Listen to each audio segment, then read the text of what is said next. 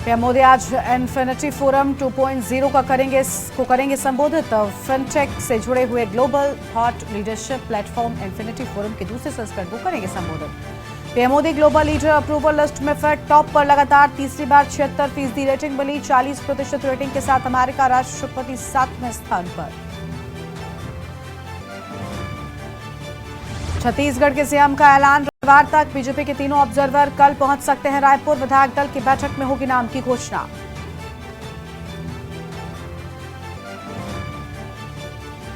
दो दिवसीय दौरे पर गोरखपुर आएंगे सीएम योगी। सामूहिक विवाह में 1509 दंपतियों को देंगे आशीर्वाद। भारत संकल्प यात्रा में भी शामिल होंगे।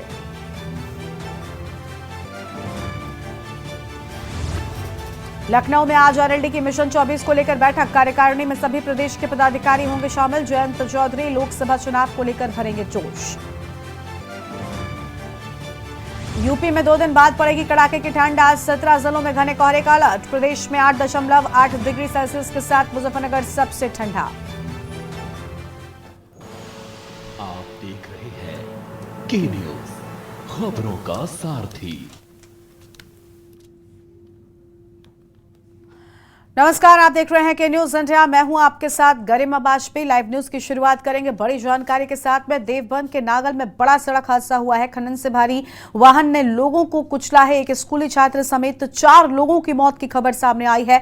आधा दर्जन गंभीर रूप से घायल हो गए हैं। सहारनपुर मुजफ्फरनगर स्टेट हाईवे पर हुआ यह हादसा। गुस्साए लोगों ने सहारनपुर मुजफ्फरनगर हाईवे पर जाम लगा दिया है और घटना से गुस्साए व्यापारियों ने बाजार बंद कर दिया है। हाईवे पर जाम नजर आ रहा है। मौके पर जमा लोगों की भीड़ ओवरब्रिज बनाने की मांग पर अड़ गई है। ये बड़ी जानकारी आपको हम बता रहे हैं। आक्रोशित भीड़ को देखते ही मौके पर बुलाया गया भारी पुलिस बल। घायलों को सहारनपुर जिला चिकित्सालय भेजा गया है। हादसे में बढ़ सकता है मौतों का आंकड़ा। कई लोगों की गंभीर हालत है। परिजनों में कोहराम मचा हुआ है। घटना को लेकर स्थानीय लोगों में भारी नाराजगी देखने को मिल रही है। भीड़ को समझाने में प्रशासनिक अधिकारी जुटे हुए हैं। तो भीड़ को समझाने में प्रशासनिक अधिकारी जुटे हुए हैं। बड़ी जानकारी आपको बता दें, मौके पर जमा लोगों की भीड़ ओवरब्रिज बनाने में जुटी की मांग कर रही है। आक्रोशित भीड़ को देखते हुए मौके पर भारी पुलिस बल भी बुलाया गया है। अहम खबर आपको हम बता रहे हैं, जहां पर हादसे में मौतों का आंकड़ा बढ़ भी सकता है। कई लोग गंभीर रूप से घायल बताए जा रहे हैं, जिनकी स्थिति गंभीर बनी हुई है और परिजनों में कोहराम मचा हुआ है। बड़ी जानकारी, घटना को लेकर स्थानीय लोगों में भारी नाराजगी देखने को मिल रही है। यह अहम खबर आपको हम बता रहे हैं। हादसे में मौतों का आंकड़ा बढ़ भी सकता है। कई लोगों की हालत गंभीर है। परिजनों में कोहराम मचा हुआ है। ये बड़ी जानकारी आपको हम बता रहे हैं। इस वक्त की अहम खबर आपको बता दें, घटना को लेकर स्थानीय लोगों में भारी नाराजगी देखने को मिल रही है।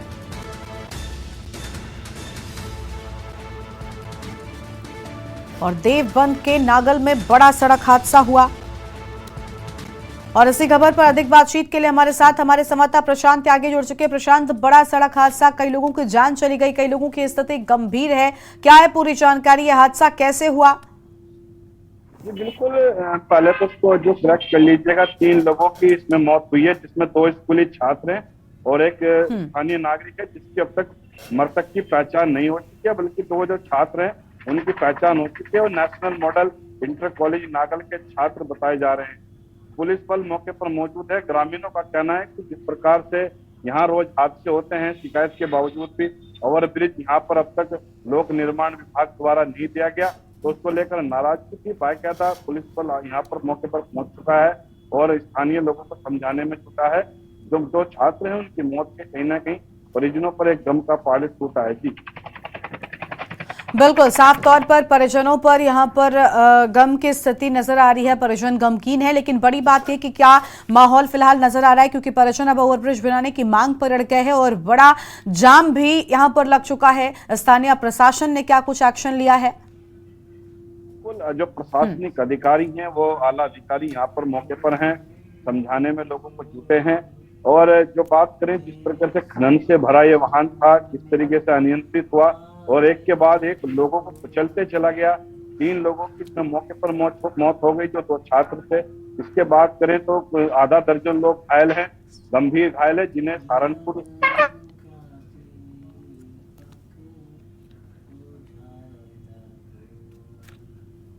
बिल्कुल साफ तौर पर हम देख पा रहे हैं कि यहाँ पर जो है बड़ा हादसा हुआ है, परिजन गमगीन भी नजर आ रहे हैं। और प्रशांत, ये भी जानना चाहेंगे कि देखिए कई लोगों की स्थिति गंभीर है, क्या इन्हें ठीक तरीके से अस्पतालों में इलाज मिल पा रहा है? क्योंकि जानकारी ये भी आई है कि मौतों का आंकड़ा बढ़ सकता है, जो कि एक चिंता का विषय है। बिल्कुल, हादसे में मौतों का आंकड़ा बढ़ सकता है, ऐसी आशंका जताई जा रही है। भाई लोग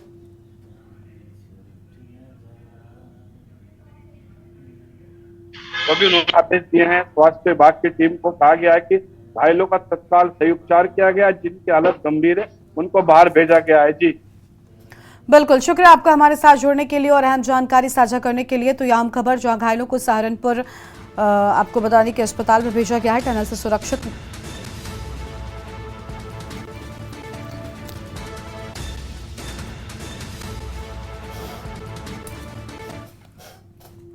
और अब आगे बढ़ेंगे खबरों की ओर। पंचकुला में मनाया जाएगा राज्य स्तरीय अंतर्राष्ट्रीय एंटी करप्शन डे। आम जानकारी आपको हम बताते हैं, दोपहर 12 बजे कार्यक्रम में मौजूद रहेंगे सीएम मनोहर लाल खट्टर। सीएम मनोहर लाल हरियाणा की आम जनता को करेंगे संबोधित। शाम 5 बजे सीएम की विशेष चर्चा कार्यक्रम में करेंगे संबोधित और सरकारी सेवा लेने वाले लोगों से टेलीकॉन्फ्रेंस से भी करेंगे बातचीत। ये बड़ी जानकारी आपको बता दें, दोपहर 12 बजे कार्यक्रम होगा।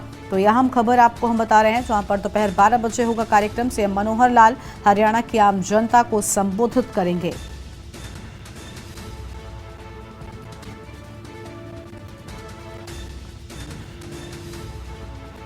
और यह हम खबर आपको हम बता रहे हैं,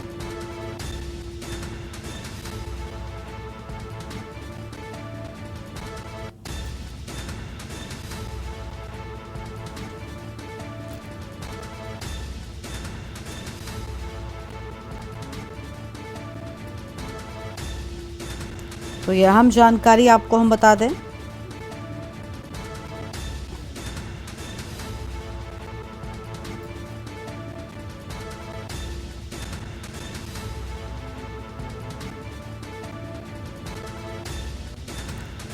सीएम मनोहर लाल हरियाणा की आम जनता को करेंगे संबोधित।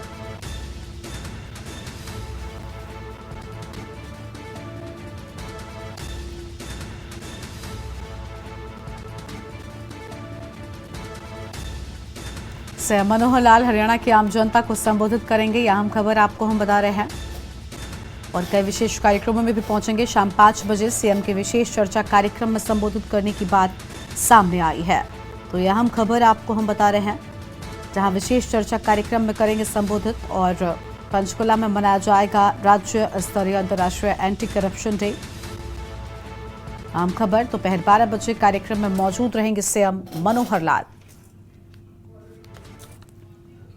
और धामडोस से अगली खबर आपको हम बताते हैं, जहां पर आज विकसित भारत संकल्प यात्रा कार्यक्रम 11:30 बजे धामडोस से शुरू होगी यात्रा। बीजेपी राष्ट्रीय अध्यक्ष जेपी नड्डा होंगे मुख्य अतिथि। बीजेपी प्रदेश अध्यक्ष व सांसद नायब सैनी होंगे वरिष्ठ अतिथि। कार्यक्रम में प्रधानमंत्री नरेंद्र मोदी लाइव जोड़ेंगे। बड़ी जानकारी आपको बता दें, जहां पर कार्यक्रम में खुद प्रधानमंत्री लाइव जोड़ने वाले हैं। आम खबर आपको बता रहे धामडोस से, जहां पर आज विकसित भारत संकल्प यात्रा में शामिल होंगे खुद प्रधानमंत्री। 11:30 बजे धामडोस से यात्रा की होगी शुरुआत। तो 11:30 बजे शुरुआत होने की बात सामने आई है। आम खबर आपको हम बता दें, बीजेपी के राष्ट्रीय अध्यक्ष जेपी नड्डा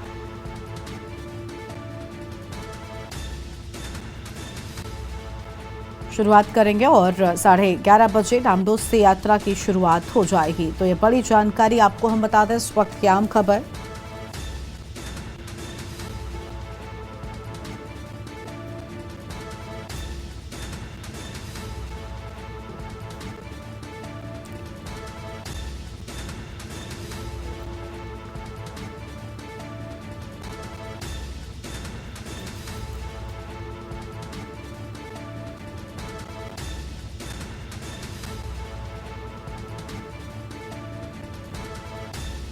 तो ये बड़ी जानकारी आपको हम बता रहे हैं।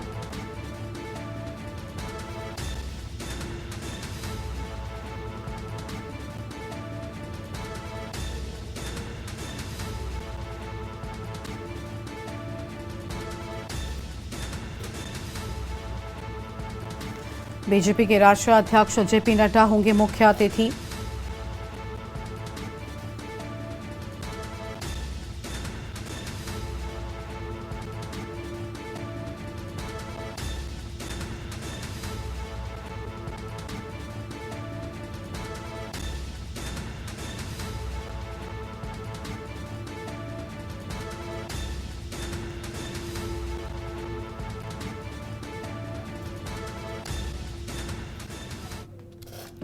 और अब आगे बढ़ेंगे खबरों की ओर। अगली बड़ी जानकारी आपको हम दिल्ली से बताते हैं। इस बीच दिल्ली से एक बड़ी खबर सामने आ रही है, जहां पर दिल्ली को नहीं मिल रही है प्रदूषण से राहत। बड़ी जानकारी आपको हम बता दें दिल्ली से, जहां पर दिल्ली को नहीं मिल रही प्रदूषण से राहत। यह जानकारी आपको हम बता रहे हैं और आपको बता दें कि कई हिस्सों में AQI 300 के पार पहुंच गया है, तो कई हिस्सों में एयर क्वालिटी इंडेक्स 300 के पार पहुंचा है। बड़ी जानकारी आपको हम बता दें। और फिलहाल ये अहम खबर आपको हम बता रहे हैं।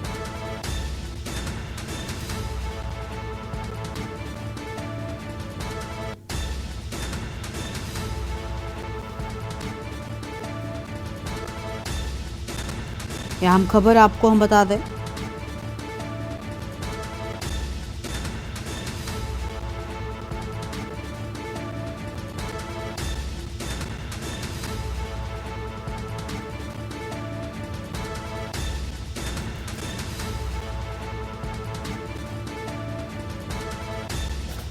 कई हिस्सों में एयर क्वालिटी इंडेक्स 300 के पार पहुंच चुका है। दिल्ली वालों को नहीं मिल रही है राहत।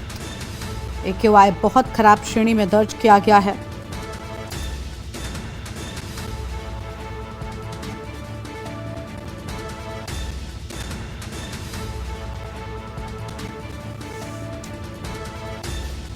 आम जानकारी आपको हम बता रहे हैं। कई हिस्सों में एयर क्वालिटी इंडेक्स 300 के पार नजर आया और ये बड़ी जानकारी आपको हम बता दें।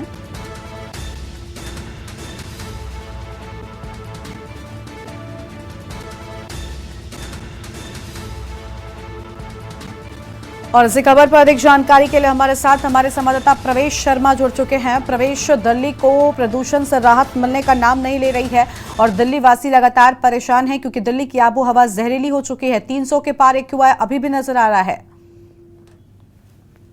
बिल्कुल, आपने बिल्कुल सही कहा, लेकिन मैं आपको बता दूं कि दिल्ली वासियों के लिए मौसम विभाग की तरफ से एक बहुत अच्छी खुशखबरी आई है और बताया जा रहा है कि अगले 2 से 3 दिन में दिल्ली में तेज हवाएं चलेंगी और अच्छी खासी धूप खिलेगी, जिससे अनुमान ये लगाया जा रहा है कि जो दिल्ली का आज की बात करें, जो दिल्ली के कई इलाके जो है हवा की गुणवत्ता के अनुसार खराब है, 300 के पार अभी भी बने हुए हैं, लेकिन अगले 2 से 3 दिन में ये संभावना जताई जा रही है कि वो निचले स्तर पर जाएगी और दिल्ली की जो हवाएं कहीं ना कहीं आपको साफ और सुथरी होती हुई दिखाई देगी। ऐसा अनुमान मौसम विभाग ने लगाया और बताया ये भी जा रहा है कि ये कई महीनों में अगर ऐसा होगा तो दिल्ली वासियों के लिए एक अच्छी खबर होगी और वो राहत की सांस भी ले सकेंगे। जी बिल्कुल बिल्कुल। और देखिए, जिस तरीके से ठंड पड़ रही है, लेकिन पहले तो ये चीज सामने आई थी कि ठंड के चलते प्रदूषण जो है वो और ज्यादा बढ़ सकता है, क्योंकि कोहरा होता है। ऐसे में धुंध भी जब हो जाएगी तो दिल्ली वासियों की स्थिति खराब हो जाएगी। लेकिन अगर बारिश जैसे आसार होते हैं तो कहीं ना कहीं इससे राहत मिल सकती है। क्या ऐसी कोई संभावनाएं दिखाई दे रही हैं?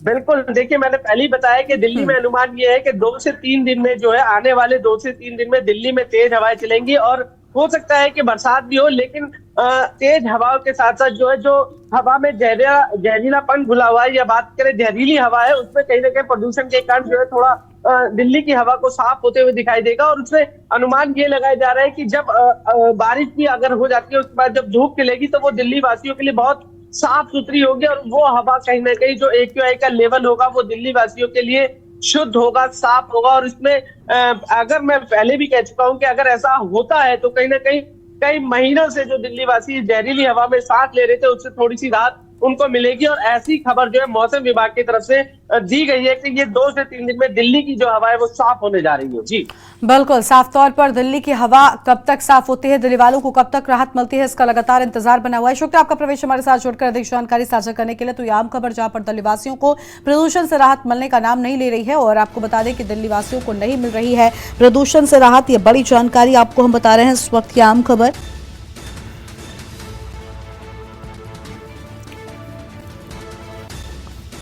तो यह हम खबर आपको हम बता दें, जहां पर दिल्ली को नहीं मिल रही है प्रदूषण से राहत। AQI बहुत खराब श्रेणी में दर्ज किया गया है। आम खबर आपको हम बता रहे हैं, एयर क्वालिटी इंडेक्स बहुत खराब श्रेणी में दर्ज किया गया और दिल्ली को प्रदूषण से राहत मिलने का नाम नहीं ले रहे हैं। यह अहम जानकारी आपको हम बता रहे हैं।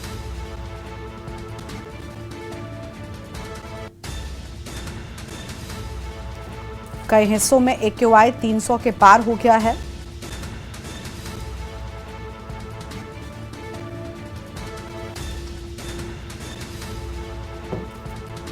दिल्ली को नहीं मिल रही है प्रदूषण से राहत। यह हम जानकारी आपको हम बता रहे हैं। एक्यूआई बहुत खराब श्रेणी में दर्ज किया गया है और कई हिस्सों में एक्यूआई 300 के पार नजर आ रहा है।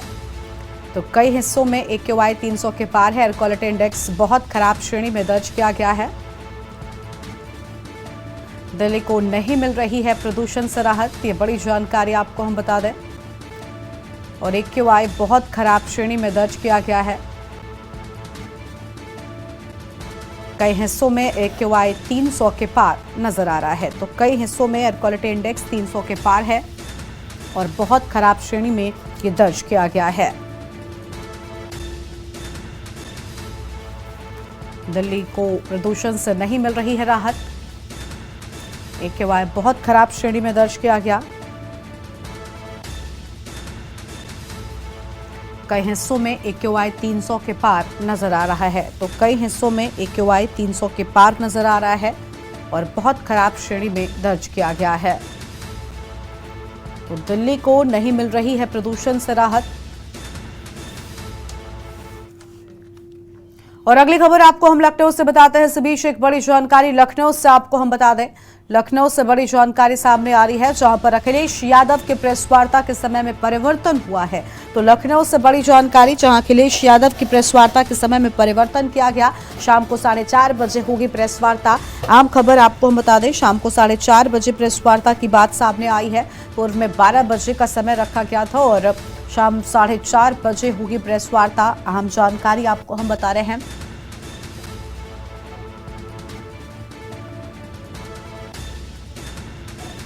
लखनऊ से खबर, जहां शाम को 4:30 बजे प्रेस वार्ता होगी। और फिलहाल ये बड़ी जानकारी आपको हम बता दें।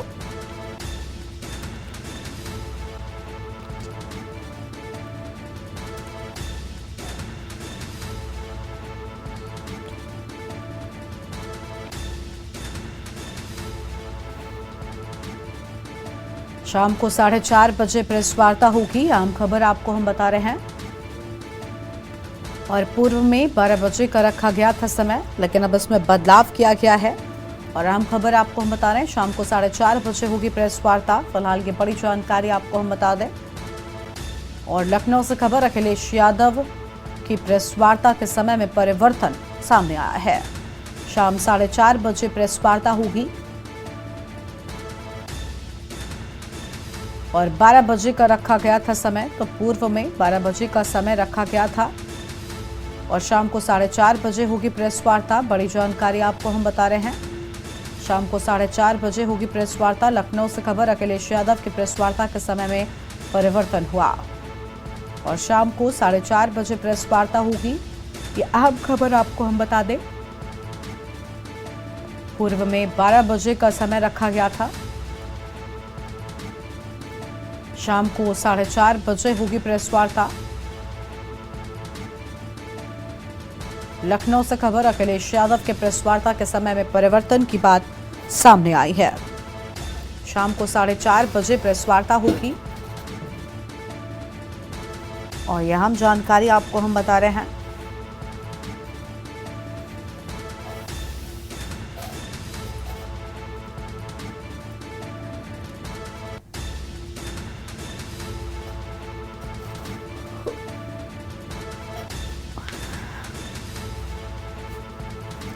तो शाम को 4:30 बजे होगी प्रेस वार्ता।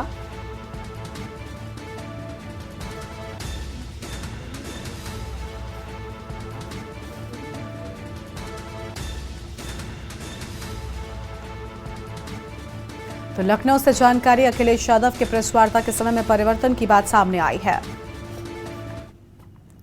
आगे बढ़ेंगे खबरों की ओर। अगली खबर आपको हम दुमका से बताते हैं, जहां पर साइबर अपराध के बढ़ते मामलों को गंभीरता से लेते हुए दुमका पुलिस ने रामगढ़ थाना क्षेत्र के कई स्थानों पर छापेमारी कर 2 साइबर अपराधियों को गिरफ्तार किया है। सूचना के आधार पर एसपी के निर्देशानुसार अनुमंडल पुलिस पदाधिकारी जरमुंडी अमोद नारायण सिंह के नेतृत्व में साइबर टीम के साथ रामगढ़ थाना क्षेत्र अंतर्गत कई जगहों पर साइबर अपराधियों के विरुद्ध छापामार कार्रवाई की गई है।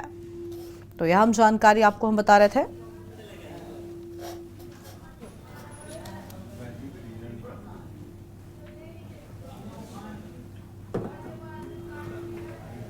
काफ़ी समय से ऐसा सूचना मिल रहा था कि जामताड़ा के सीमावर्ती ज़िले दुमका में भी साइबर अपराधियों के द्वारा वहाँ से शिफ्ट करके इधर काम किया जा रहा है।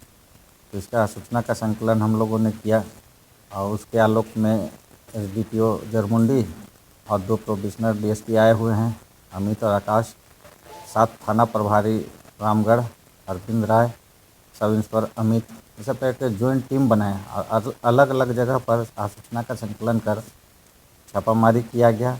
उसमें पता चला कि एक मोहनपुर का, एक रामगढ़ थाना का लड़का दुमका जिला का, जिसको पकड़ा गया। उनके पास से कई फर्जी सिम, मोबाइल और अन्य आपत्तिजनक जो साइबर फ्रॉड करते हैं वो सामान बरामद हुए, जिसमें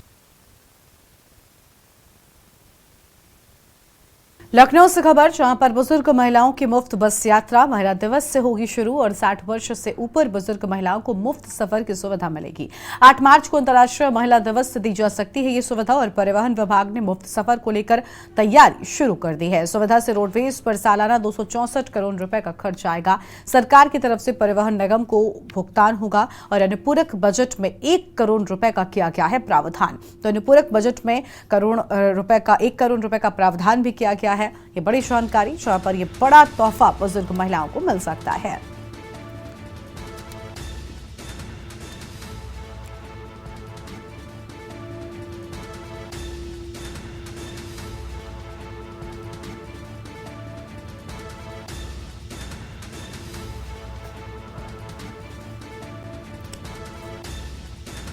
तो यह अहम खबर आपको हम बता दें, जहां पर सुविधा से रोडवेज पर सालाना 264 करोड़ रुपए का खर्च आएगा और यह हम जानकारी आपको हम बता रहे हैं। सरकार की तरफ से परिवहन निगम को भुगतान करना होगा।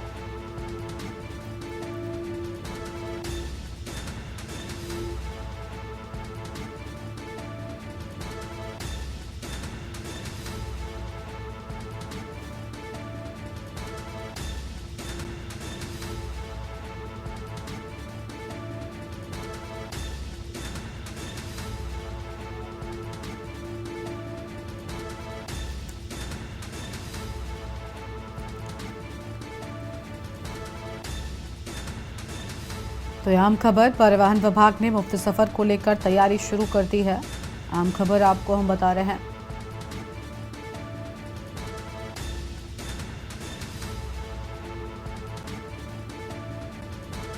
सरकार की तरफ से परिवहन निगम को भुगतान किया जाएगा। अनुपूरक बजट में 1 करोड़ रुपए का किया गया है प्रावधान। तो अनुपूरक बजट में 1 करोड़ रुपए का प्रावधान किए जाने की बात सामने आई है।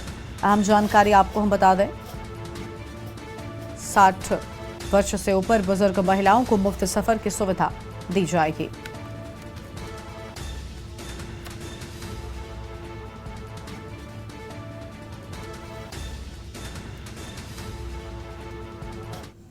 और अब सीधा आपको गोरखपुर लेकर चलते, जहां पर मुख्यमंत्री योगी आदित्यनाथ सामूहिक विवाह कार्यक्रम में पहुंचे हुए हैं। तस्वीर आपको हम दिखाएंगे, जहां 1500 जोड़ों का विवाह कार्यक्रम रखा गया है।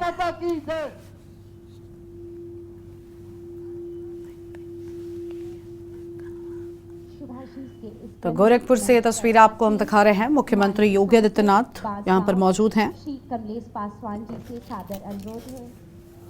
और सामूहिक विवाह कार्यक्रम में पहुंचे हुए हैं। तस्वीर आपको हम दिखा रहे हैं।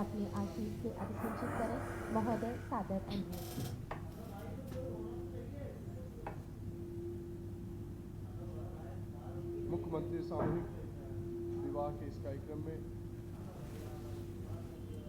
मुख्य अतिथि के रूप में उपस्थित उत्तर प्रदेश के मुख्यमंत्री परम आदरणीय मुख्यमंत्री जी, मंच पर उपस्थित भारतीय जनता पार्टी के प्रदेश के उपाध्यक्ष डॉक्टर धर्मेंद्र सिंह जी। तो गोरखपुर से मुख्यमंत्री योगी आदित्यनाथ की तस्वीर आपकी टीवी स्क्रीन पर। आदरणीय विधायकगण महेंद्र जी, राजेश त्रिपाठी जी, डॉक्टर विनेश पासवान जी, महेंद्र पाल जी, दारा सिंह चौहान जी, हम लोगों के जिले के अध्यक्ष आदरणीय युधिष्ठिर सिंह जी, और इस मैं ये कहूँ कि आज के इस बारात के कार्यक्रम में उपस्थित बाराती और घराती दोनों सभी लोगों का माननीय मुख्यमंत्री की तरफ से और अपनी तरफ से आप सब लोगों का इस विवाह स्थल पर आपका हार्दिक स्वागत, वंदन, अभिनंदन करता हूँ। परम पूज्य महाराज जी, जब से आप मुख्यमंत्री बने और जब आपने ये निर्णय लिया कि पूरे प्रदेश में सामूहिक विवाह के कार्यक्रम को और गति देकर और इसको और बेहतर बनाना है। मुझे याद है जब आप पहली बार मुख्यमंत्री बने थे और जब पहला कार्यक्रम हुआ था तो उस समय पूरे प्रदेश में एक हर्षोल्लास का भाव पैदा हुआ था, क्योंकि याद है मुझे, मैं आपके साथ जब राजनीतिक शुरू किया, चाहे जब मैं विधायक रहा चाहे सांसद रहा, उस समय समाज कल्याण अधिकारी शादी के लिए हम लोग सिफारिश करते थे, उस समय 10,000 15,000 रुपए ही मिलते थे और उसमें बजट भी बहुत कम होता था उत्तर प्रदेश का, क्योंकि इससे पहले जो मुख्यमंत्री लोग थे वो इसमें बहुत ज़्यादा ध्यान नहीं देते थे। साल में एक बजट के कोरम को पूरा करने के लिए उसको खाना पूर्ति का काम करते थे। लेकिन आप जब से मुख्यमंत्री बने, इस पूरे प्रदेश के बेटियों को आपने अपना परिवार मानकर, अपनी बेटी मानकर, एक बाप के हैसियत से आपने उनकी सेवा करने का काम किया। इसलिए पूरे प्रदेश वासियों की एक एक कन्याओं की तरफ से मैं आज इस मंच के मार्फत आपका हार्दिक स्वागत, वंदन, अभिनंदन करता हूं। ऐसे तमाम योजनाएं हैं, जब जब ऐसा महसूस होता है कि आदरणीय मुख्यमंत्री जी के नेतृत्व में पूरे उत्तर प्रदेश का एक कायाकल्प हुआ है।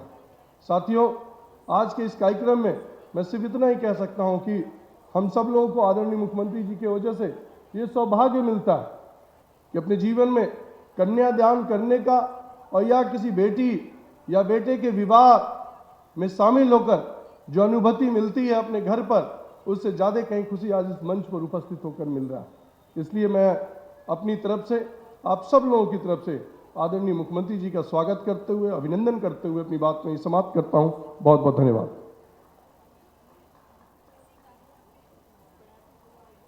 सादर धन्यवाद महोदय। आज के कार्यक्रम में विशिष्ट अतिथि के रूप में हम सबके बीच में उपस्थित माननीय मंत्री मत्स्य विभाग उत्तर प्रदेश शासन श्री संजय निषाद जी से विनम्र अनुरोध है कि आज के इस शुभ अवसर पर आप नव युगल दंपति को अपने आशीष से अभिसिंचित करें।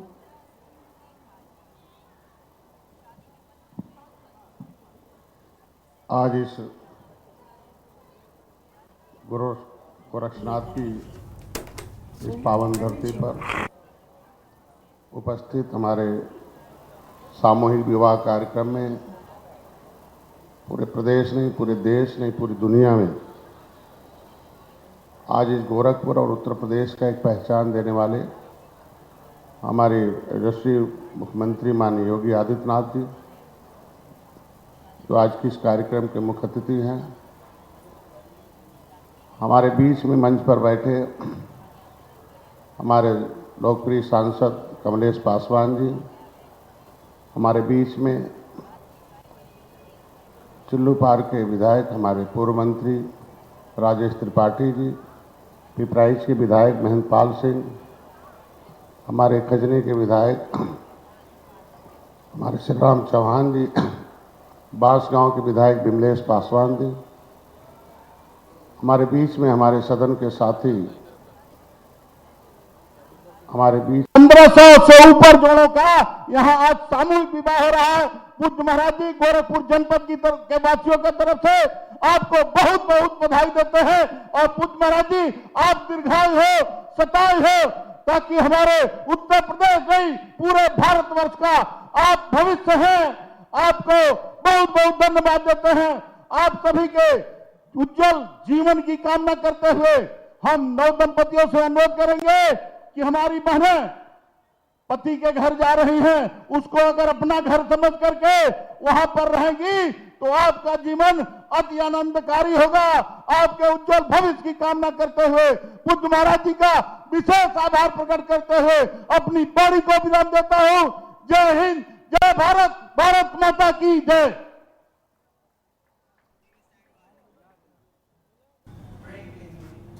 शुभाशीष के इस क्रम में मंच पर तो यहाँ पर पहुंचे हुए थे मुख्यमंत्री योगी आदित्यनाथ गोरखपुर, जहां पर आप सुन पा रहे थे मुख्यमंत्री को गोरखपुर से, जहां पर सामूहिक विवाह कार्यक्रम में मुख्यमंत्री योगी आदित्यनाथ मौजूद थे। रुकेंगे एक छोटे से ब्रेक के लिए, जल्द हाजिर होंगे।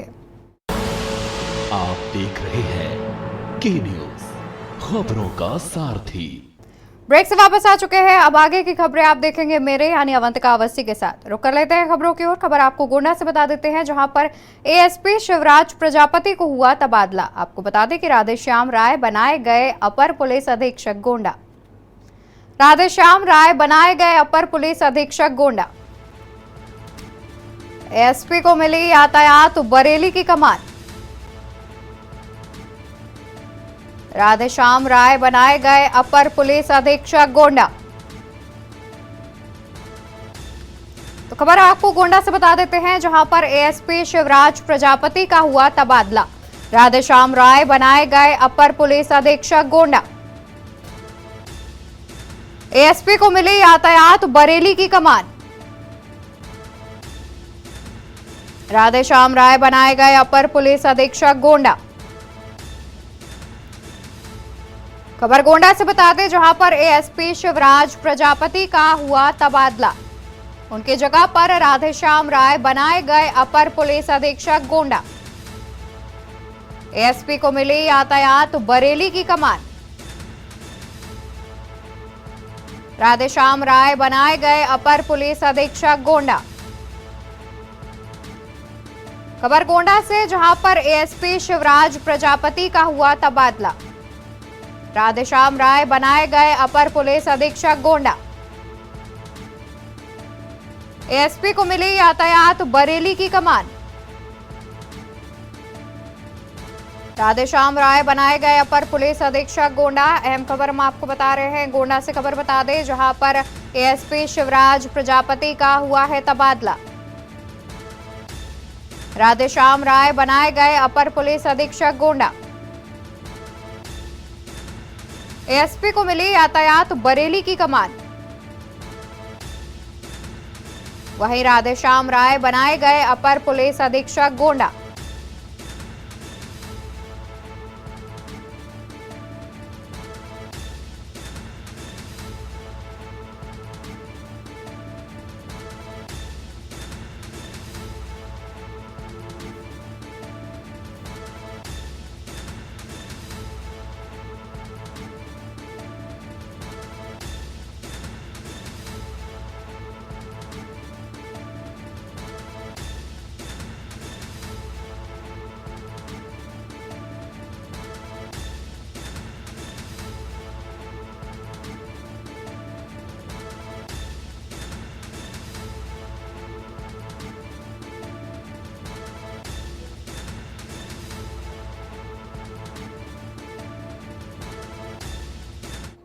वहीं खबर आपको हमीरपुर से बता दें, जहां पर धर्मवीर प्रजापति आज पहुंचेंगे मुख्यालय। धर्मवीर प्रजापति आज पहुंचेंगे मुख्यालय। खबर हमीरपुर से सामने आ रही है, जहां यूपी सरकार के कारागार मंत्री है धर्मवीर प्रजापति। जिला कारागार पहुंचकर बंदियों से बातचीत करेंगे।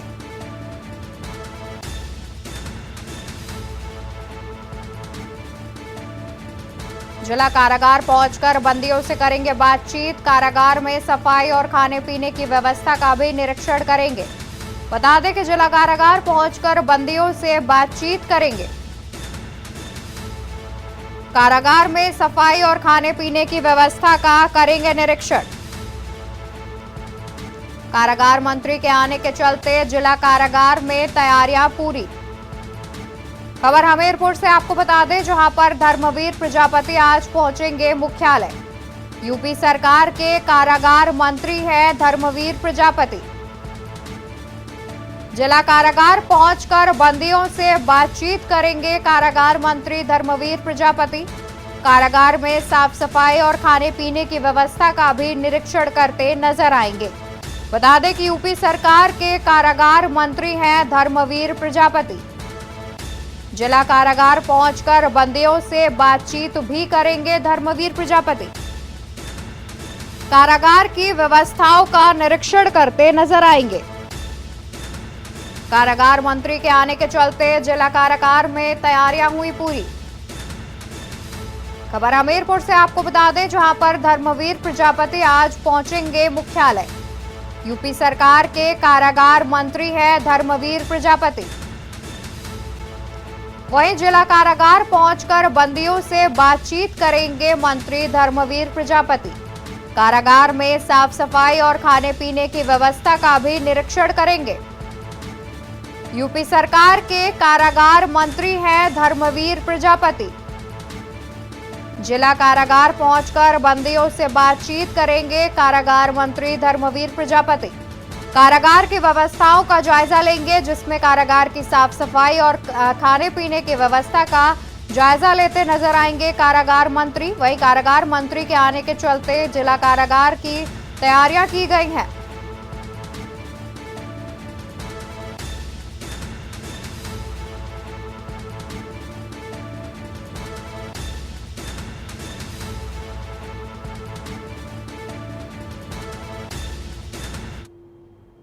वहीं आपको बता दें कि आगरा में डिजिटल संग्रहालय बनाएगी प्रदेश सरकार। शिल्पग्राम, फतेहपुर और सीकरी में बनेंगे डिजिटल संग्रहालय। शिल्पग्राम, फतेहपुर और सीकरी में बनेंगे डिजिटल संग्रहालय। पर्यटकों का आगरा घूमने का अनुभव होगा बेहतर। पर्यटन विभाग ने इच्छुक फर्मों से मांगे आवेदन। शिल्पग्राम, फतेहपुर, सीकरी में बनेंगे डिजिटल संग्रहालय। पर्यटकों का आगरा घूमने का अनुभव होगा बेहतर। पर्यटन विभाग ने इच्छुक फर्मों से मांगे आवेदन। डिजिटल म्यूजियम के निर्माण के लिए आवेदन मांगे गए। आगरा में डिजिटल संग्रहालय बनाएगी प्रदेश सरकार। शिल्पग्राम और फतेहपुर, सीकरी में बनेंगे डिजिटल संग्रहालय। पर्यटकों का आगरा घूमने का अनुभव होगा बेहतर। पर्यटन विभाग ने इच्छुक फर्मों से मांगे आवेदन। शिल्पग्राम, फतेहपुर, सीकरी में बनेंगे डिजिटल संग्रहालय। पर्यटकों का आगरा घूमने का अनुभव होगा बेहतर। पर्यटन विभाग ने इच्छुक फर्मों से मांगे आवेदन।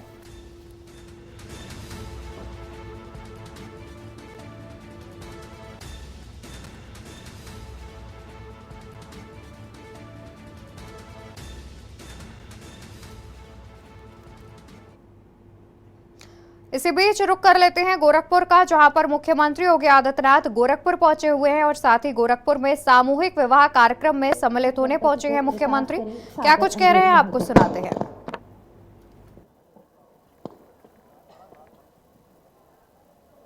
भारत माता की,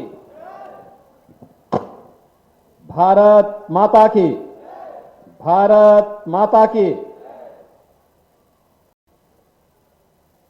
मुख्यमंत्री सामूहिक विवाह कार्यक्रम में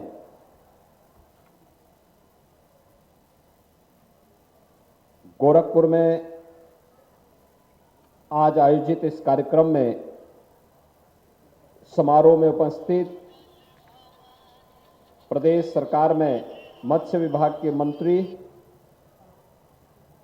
डॉक्टर संजय निषाद जी,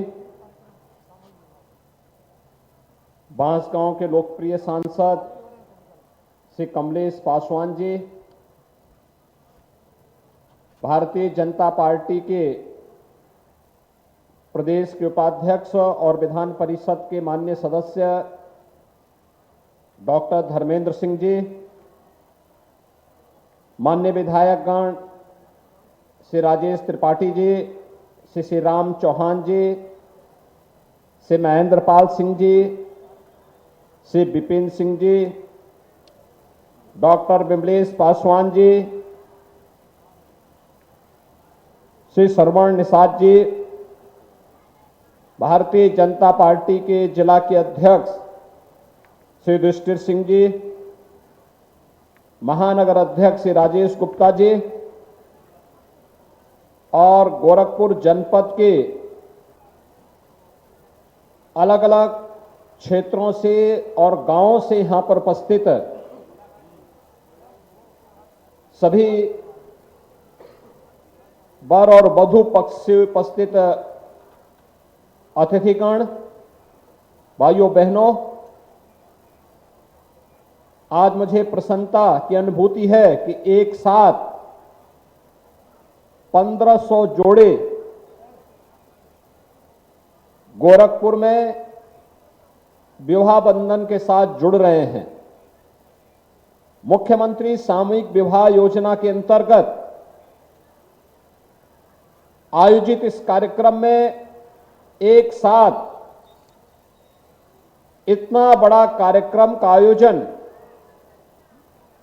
न केवल दहेज मुक्त विवाह को प्रेरित करने के लिए डबल इंजन की भारतीय जनता पार्टी की सरकार के द्वारा किए गए प्रयासों का यह परिणाम है, बल्कि उन सामाजिक कुरीतियों पर एक प्रहार भी है जो समाज में एक गरीब को, एक वंचित को उन कुरीतियों के कारण बेटी की शादी जैसे पवित्र यज्ञ से वंचित कर देता था। भाइयों बहनों, हम सबको इस बारे में ध्यान रखना होगा कि जहां हमें बाल विवाह से पूरी तरह समाज को छुटकारा देना है, वहीं साथ ही साथ दहेज के बहाव में जिन बालिकाओं पर अत्याचार होता था, इसको भी पूरी तरह समाप्त करने की दिशा में ये मुख्यमंत्री सामूहिक विवाह की योजना एक अभिनव प्रयास है। और इस अभिनव प्रयास का परिणाम है कि आज जो यहां पर 1500 जोड़े विवाह बंधन के साथ जुड़ रहे हैं, इसके साथ ही प्रदेश में अब तक हम 3 लाख से अधिक परिवारों को इस सामूहिक विवाह योजनाओं के साथ जोड़ चुके हैं। इन सभी 1500 परिवारों को मैं इस अवसर पर हृदय से बधाई देता हूं, अपनी शुभकामनाएं देता हूं। मुझे बताते हुए प्रसन्नता है कि 2017 में इस योजना को हम लोगों ने प्रारंभ किया था और 17 से प्रारंभ करने के बाद प्रारंभ में 31,000 की राशि हम लोगों ने रखी थी, लेकिन बाद में जब ये लगा कि नहीं 31,000 की राशि कम है, तो इस राशि को बढ़ा करके हम लोगों ने 51,000 रुपया किया है।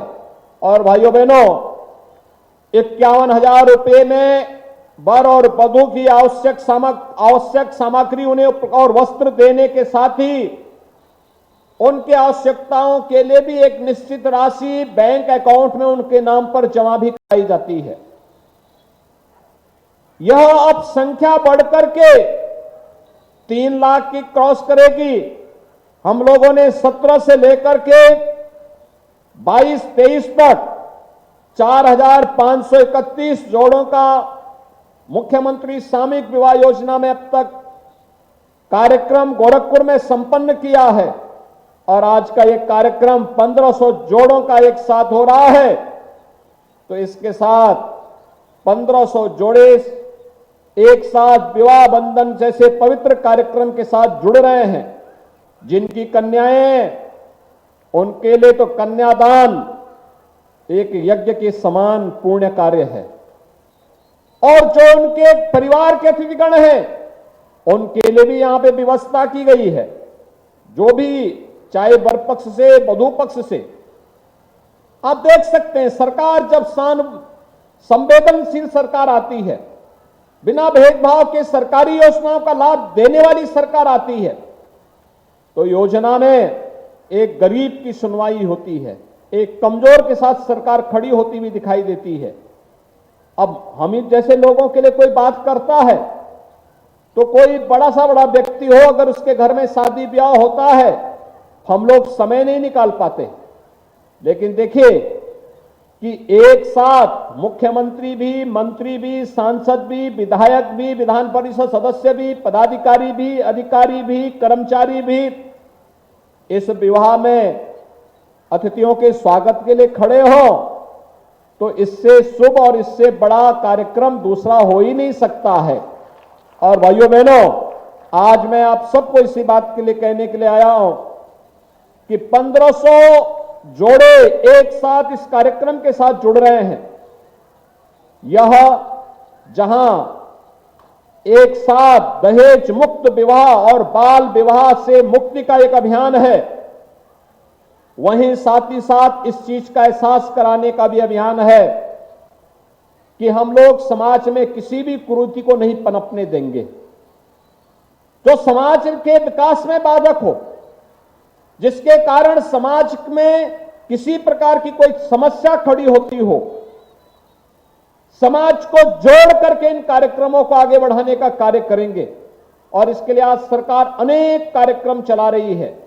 सामूहिक विवाह की योजना उसी श्रृंखला का हिस्सा है जिसमें माननीय विधायकगण, सांसदगण, ये सभी लोग अपने स्तर पर प्रयास करते हैं और प्रयासों का परिणाम हम सबके सामने आता है कि यहां पे अतिथियों के स्वागत के लिए जनप्रतिनिधि खड़ा है, मंत्री खड़ा है, मुख्यमंत्री खड़ा है, अधिकारी खड़े हैं और अतिथि आते हैं, यहां पे कार्यक्रमों में भागीदार बनते हैं और वर और वधू के सामूहिक विवाह के इस कार्यक्रम के साथ जुड़ते हैं।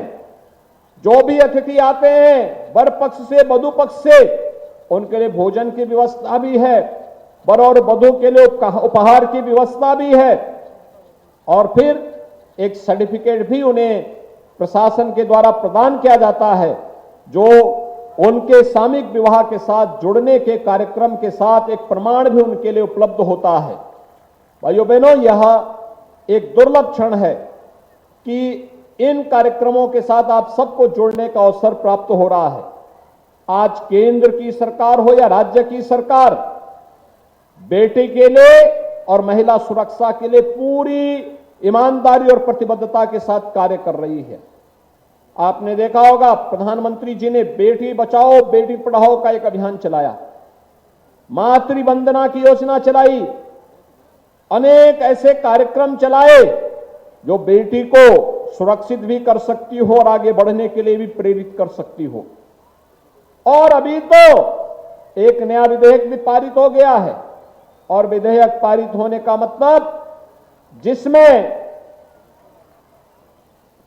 संसद में और विधानसभा में आने वाले समय में जैसे पंचायत और स्थानीय निकाय में महिलाओं को 33% आरक्षण की व्यवस्था है, ऐसे ही आरक्षण की सुविधा का लाभ महिलाओं को संसद और विधानसभा के चुनाव में भी प्राप्त होगा। आने वाले समय में इसका विधेयक भी अब संसद से पारित होकर के परिसीमन का इंतजार कर रहा है। परिसीमन होने के बाद हर एक जगह इस प्रकार की सुविधा प्राप्त होती हुई दिखाई देगी। एक तरफ महिला सशक्तिकरण की तरफ की ओर किया यह कार्यक्रम और दूसरी तरफ प्रदेश सरकार ने इसी से प्रेरित होकर के बेटी बचाओ बेटी पढ़ाओ के इस कार्यक्रम को और मजबूती के साथ लागू करने के लिए हम लोगों ने मुख्यमंत्री कन्या सुमंगला योजना को भी प्रदेश के अंदर लागू किया है। बेटी जन्म लेगी, सरकार पैसा देगी। बेटी 1 वर्ष की होगी और सभी प्रकार के टीकों से आच्छादित होगी, सरकार पैसा देगी। बेटी पहली क्लास में जाएगी, सरकार पैसा देगी। बेटी छठी क्लास में जाएगी, सरकार पैसा देगी। बेटी 9वीं क्लास में जाएगी तो सरकार पैसा देगी। और इसके उपरांत बेटी आगे की पढ़ाई करती है, कोई सर्टिफिकेट कोई डिप्लोमा का कोर्स करती है तो भी पैसा देगी। सरकार ने सभी कार्य के लिए अब तक 17 लाख बेटियों को अपनी योजना से जोड़ा है और योजना के साथ जोड़ते हुए सरकार ने सुनिश्चित किया है कि अभी तक हम इस पूरे व्यवस्था में 15,000 रुपए का एक पैकेज प्रत्येक बेटी को उपलब्ध करवा रहे थे। और भाइयों बहनों, हमारा आगे सरकार ने तय किया है नए सत्र में, नए वित्तीय वर्ष में हम इस राशि को बढ़ाकर के 25,000 रुपए हर बेटी के लिए उपलब्ध करवाने जा रहे हैं। और यही नहीं, पढ़ाई भी फ्री, बेटी के खर्चे के लिए भी राशि उसके पास उपलब्ध हो रही है। और बेटी के साथ जब उस विवाह के योग्य होगी तो दहेज मुक्त विवाह को प्रोत्साहित करने के लिए मुख्यमंत्री सामूहिक विवाह की योजना भी आपके सामने स्थापित होगी। ये सभी कार्यक्रम एक दूसरे के साथ जोड़ते हैं और उसी कार्यक्रम को आगे बढ़ाने के लिए आज हम सब आपके बीच में यहां पर उपस्थित हुए हैं। ये सभी महिला सशक्तिकरण की दिशा में किए जाने वाले प्रयास हैं, चाहे वह हर गरीब को उज्ज्वला योजना का रसोई गैस के सिलेंडर देने का हो, 1,75,00,000 लोगों को अकेले उत्तर प्रदेश में सुविधा का लाभ मिला है और देश के अंदर 9,60,00,000 लोग इस योजना का लाभ प्राप्त किए हैं।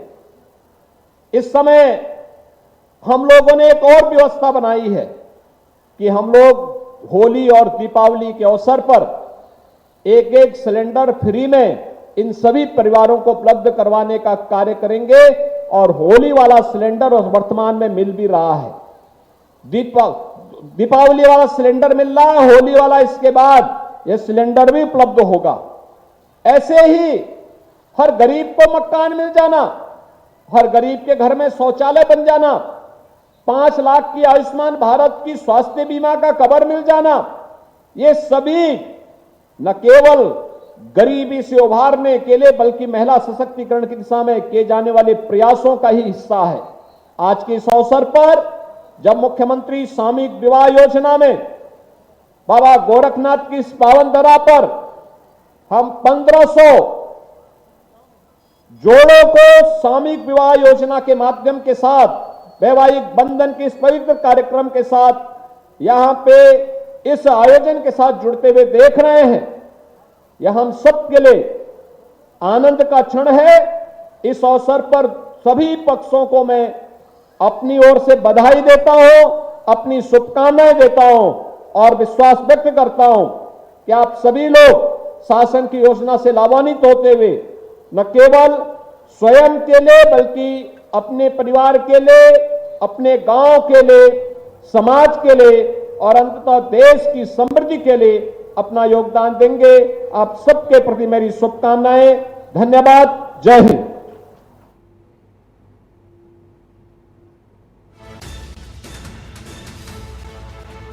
महिला सशक्तिकरण के लिए काम कर रहे हैं, कुछ इस प्रकार से मुख्यमंत्री योगी आदित्यनाथ ने कहा। साथ ही उन्होंने कहा कि 1500 जोड़ों का दहेज प्रबंधित किया जा रहा है, समाज को बाल विवाह मुक्त कराना है, कुछ इस प्रकार से मुख्यमंत्री योगी आदित्यनाथ ने कहा है। बता दें कि गोरखपुर में सामूहिक विवाह कार्यक्रम का आयोजन किया गया था, जिसमें मुख्यमंत्री योगी आदित्यनाथ पहुंचे हुए थे। 1500 जोड़ों का सामूहिक विवाह कराया गया। सामूहिक विवाह कार्यक्रम में पहुंचे थे मुख्यमंत्री योगी आदित्यनाथ। वर वधू को दिया जाएगा सर्टिफिकेट। साथ ही मुख्यमंत्री ने कहा कि वर वधू को दिया जाएगा सर्टिफिकेट। बेटियों के लिए कन्या सुमंगला योजना। महिला सशक्तिकरण के कई कार्य हो रहे हैं।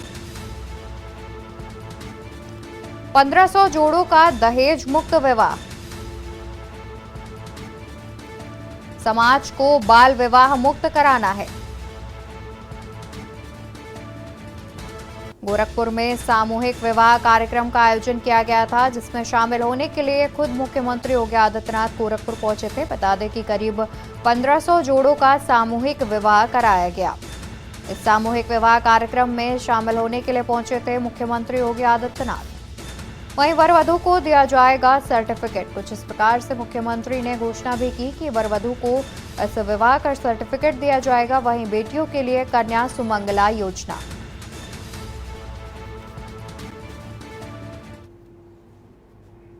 खबरों में फिलहाल के लिए बस इतना ही। ऐसी तमाम जानकारी के लिए आप देखते रहिए के न्यूज़ इंडिया।